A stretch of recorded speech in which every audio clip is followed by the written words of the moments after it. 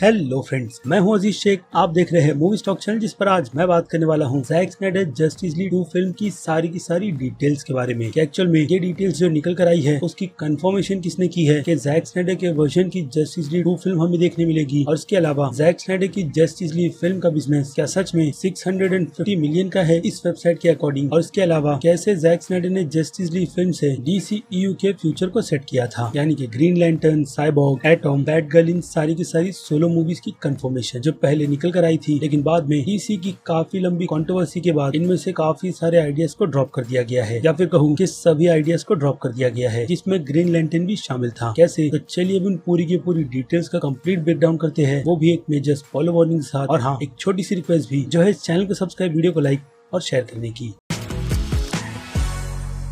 तो फ्रेंड्स, तो सबसे पहली बात मैं ये कंफर्म कर देता हूँ कि ऐसी किसी भी वेबसाइट पर फिलहाल तो मैं ट्रस्ट नहीं करता कि इस फिल्म ने 650 मिलियन तक की कमाई कर ली है। अब हो सकता है कि फॉब वाले के आर्टिकल को इस वेबसाइट ने थोड़े गलत तरीके से पढ़कर जॉर्ज वेडन की जस्टिस लीग फिल्म के बॉक्स ऑफिस नंबर को यहाँ पर कॉपी और पेस्ट करने का काम कर दिया है। क्योंकि अगर देखा जाए तो जॉर्ज वेडन की जस्टिस लीग फिल्म की बॉक्स ऑफिस कमाई 657.8 मिलियन की थी, जो इस कमाई के बिल्कुल आसपास लग रही है। और ऊपर से 2017 की वो जस्टिस लीग फिल्म पूरे 300 मिलियन में बनकर रेडी हुई थी, जबकि असल में उस फिल्म का बजट MCU के यूनिवर्स की पहली एवेंजर्स यानी कि 220 मिलियन के आसपास का था, जो 300 पे फिल्म के रीशूट्स की वजह से पहुंच गए थे। और अब जैक स्नाइडर के वर्जन को कंप्लीट करने के लिए फिर से 17 मिलियन का बजट दिया गया था जैक स्नाइडर को, ताकि वो अपने VFX वर्क को पूरे 7 महीने में कंप्लीट कर फैंस को और HBO मैक्स वालों को एक प्रॉपर फिल्म बनाकर दे दे, ताकि उनका भी स्ट्रीमिंग प्लेटफॉर्म काफी बूम पर पहुंच जाए। और गेस व्हाट, ऐसा हुआ भी, क्योंकि जब जैक स्नाइडर की justice League film HBO max पर हिट हुई तो वो वेबसाइट एशिया के लेवल पर पूरी तरीके से क्रैश हो गई थी। यानी कि फिल्म का रिस्पांस ऑडियंस के बीच बहुत ही ज्यादा अच्छा था। जिसके एक और एग्जांपल की बात करें, जो हमारे इंडिया से निकल कर आता है कि रिपोर्ट यही कहती है कि